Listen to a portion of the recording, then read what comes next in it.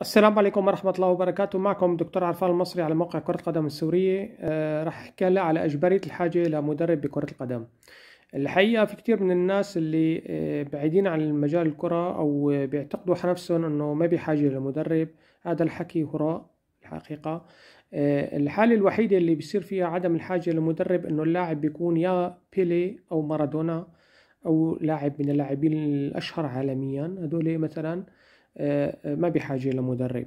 لكن اللي بيقول انه ما بحاجة لمدرب معناته هو صار مارادونا بيلي متكبر كتير نرجسي. هذا الانسان لا يصلح اصلا لكرة القدم.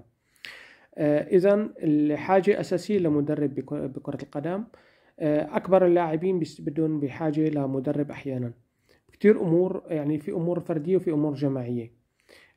مثل ما قلنا الحالة الوحيدة اللي ما بحاجة لمدرب بيكون فيها انه هو اللاعب بيلي مارادونا الى اخره. يعني نابغة كتير، وهذا الحكي مو صحيح لانه كنا شفناه بالملعب. كان هذا اللاعب صغر خلال التمارين وظهر خلال المباريات، وهذا غير صحيح نهائيا. بيقول لك بحاجة غير مدرب معناته هو صار بيلي مارادونا وكتير. اللاعب الناشئ هذا بيكون متكبر نرجسي اصلا ما بحاجة، ما بيصلح للاعب. ليش؟ لانه هو راح يتحول. اللاعبين اللي هدول اللي بيتحولوا انه يكونوا انه بيبالغ انه بده يتحول لمارادونا بيلي، غالبا بيكون هو عن اساس انه نفسي عاطفي او النشوة او التكبر.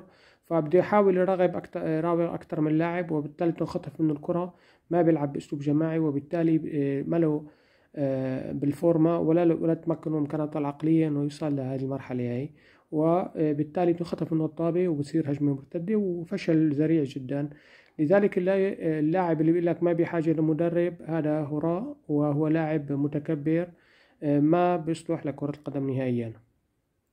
طيب، بالنسبة طبعا حاليا حتى في دخلت موضوع المراوغات الجماعية. يعني حاليا الثورة الحديثة بكرة القدم صارت هي المراوغات الجماعية. لذلك اللي بيقول لك انه ما بحاجة لمدرب هذا الحكي غير صحيح. في انسحاب تكتيكي من عمق الملعب، في انسحاب تكتيكي من الأطراف من الأجنحة.